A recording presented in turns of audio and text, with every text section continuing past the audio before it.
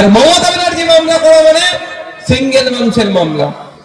নওশাদ সিদ্দিকী মামলা করা মানে সিঙ্গেল মানুষ মামলা করছে।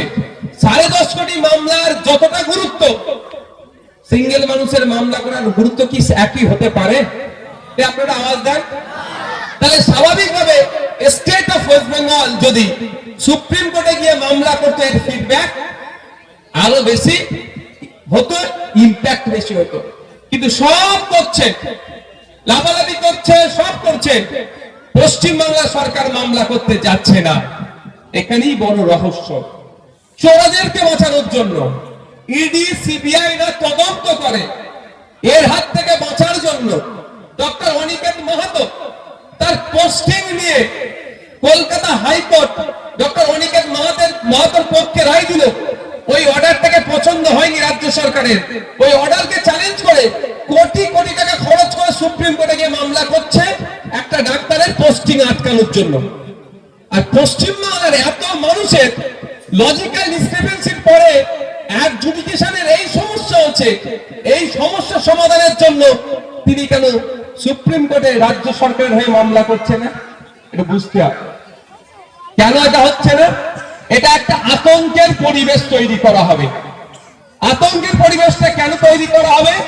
2026-এর নির্বাচনী বৈতরণীটা পার করতে হবে। কিভাবে? পুরো যুক্তি করে রেখেছে, পুরো যুক্তি করে রেখেছে। আমি আপনাদের বলছি, মিলিয়ে নেবেন। 2021 সালে বিজেপি তৃণমূল মিলে যুক্তি করেছিল এনআরসি সিএ করে দেশ থেকে তাড়িয়ে দেবো, বলেনি ভাই? ভাঙড়ের মানুষ শুধু এই টপটাকে গেলেনি, রাজ্যের মানুষ কিন্তু এই টপটাকে গিলে নিয়েছিল, তাই না?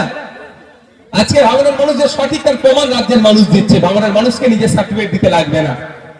ওই নটোরিয়াস ক্রিমিনালকে মমতা ব্যানার্জি সার্টিফিকেট দেবে, আমরা দেবো না, আমাদের দিতে লাগে না। তাই ভাঙড়ের মানুষের সার্টিফিকেট রাজ্যের মানুষ দিচ্ছে। 2021-এর নির্বাচনের সময় কি হয়েছিল? বিজেপি বলছিল এনআরসি সিএ করে দেশ থেকে তাড়িয়ে দেবে।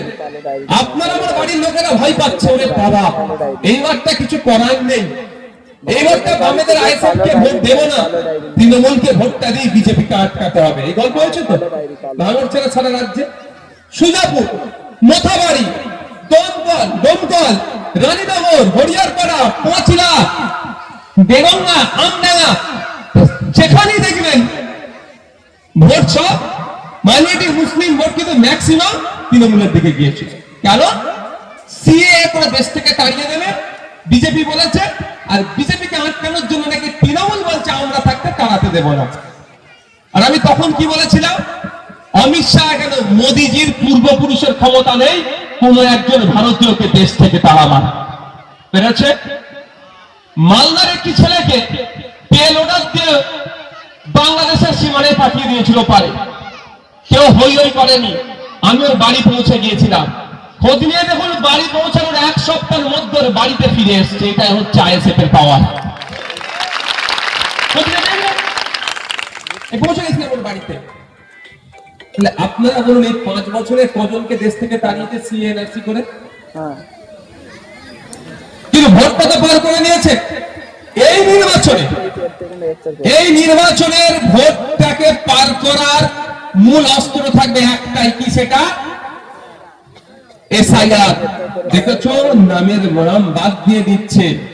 অমুক ক্ষমতায় আসলে তোমাদের সবাই বাদ দিয়ে দেবে, আমি ক্ষমতায় থাকলে বাদ দিতে পারবে না। এখন ক্ষমতায় কি আছে ভাই? তাহলে এখন বাদ দিচ্ছে কিভাবে?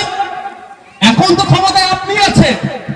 এই আমাদের এতে কাজল পণ্ডিত ওদের ভাঙড়ে আমি ফোন করেছিলাম, যোগাযোগ করছি, আমি ফোনে পাইনি। গতকালকে ফোন করেছি, বাড়িতে লোক পাঠাবো শানপুকুরে।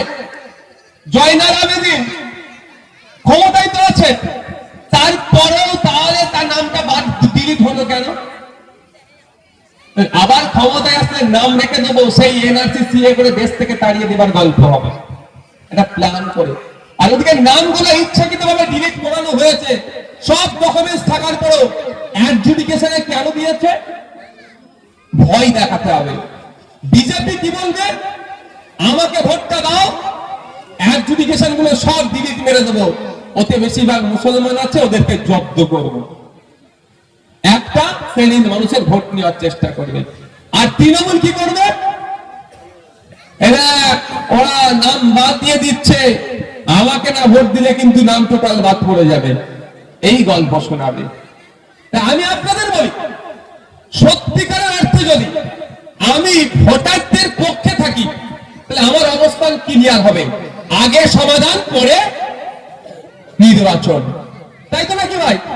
আমি যদি ভোটারদের কথা ভাবি, আমাকে একটা আওয়াজ তুলবো আমরা, আগে সমাধান করো পরে নির্বাচন করা হবে।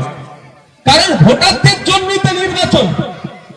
একটা হেভি অংশের ভোটার যদি ভোটে অংশগ্রহণ করতেই না পারে, তাহলে গণতন্ত্রের উৎসব সম্পূর্ণ হবে কি ভাই? তাহলে আমার মনে পাপ নয়, আমি প্রকাশ্য ঘোষণা করছি এবং নির্বাচন কমিশনের অফিসে গিয়ে জানিয়ে এসেছি, আগে 60 লাখের সমাধান করতে হবে, তারপরে নির্বাচনের নির্ঘণ্ট ঘোষণা করতে হবে। কিন্তু রাজ্যের মুখ্যমন্ত্রীর মুখ থেকে কি একথা একবারও শুনেছেন আপনারা? শুনেছেন? উনি কিন্তু ধর্নায় বসেছেন, কবিতা আওড়েছেন, অনেক বুদ্ধিজীবীদের খুঁজে পাওয়া যাচ্ছিল না, মার্কেটে বুদ্ধিজীবী শেষ হয়ে গিয়েছিল, মার্কেটে নিয়ে আবার নতুন করে খুঁজে পেলাম। তারা অনেক কথা বললেন, মমতা ব্যানার্জির মুখ থেকে একবারের জন্য শুনলাম না আগে সমাধান পরে নির্বাচন। আপনাদের বলবো, এই আওয়াজটা তুলতে হবে সমাজের প্রত্যেকটা স্তর থেকে। নওশাদ সিদ্দিকীর নাম অ্যাডজুডিকেশনে আসেনি, আমি যদি চুপ করে থাকি ভুল হবে। আর আপনার নাম অ্যাডজুডিকেশনে এসেছে, আপনার হয়ে যদি আমি কথা না বলি, আগামী দিন কিন্তু আমার উপরে কোপ পড়বে। আজকে অ্যাডজুডিকেশনের কোপ আপনার উপরে পড়েছে, কালকে অন্য কিছু কোপ আমার উপরে পড়তে পারে। তাই আপনার অ্যাডজুডিকেশন হয়েছে 60 লাখ নয়, এটা বুকে ব্যথা দিয়েছে 7.5 কোটি ভোটারের। 7 কোটি যে ভোটার আছে প্লাস ভোটার আছে, প্রত্যেকটা ভোটারের বুকে ব্যথা দিয়েছে। সুতরাং আওয়াজ গলায় গলা মিলাতে একসাথে থাকবো আমরা, এটাই যতক্ষণ না পর্যন্ত সমাধান হচ্ছে নির্বাচন নির্ঘণ্ট ঘোষণা করা যাবে না। আর যদি নির্বাচনে নির্ঘণ্ট অপদার্থ ব্যর্থ বিজেপি সরকার ইলেকশন কমিশনকে চাপ দিয়ে করায়, তাহলে ভোটাভুটিতে অংশগ্রহণ করা যাবে না যারা জনগণের পক্ষে থাকে। পশ্চিমবাংলার এই মুহূর্তে অফিসিয়ালি সব থেকে বড় রাজনৈতিক দলটার নাম কি?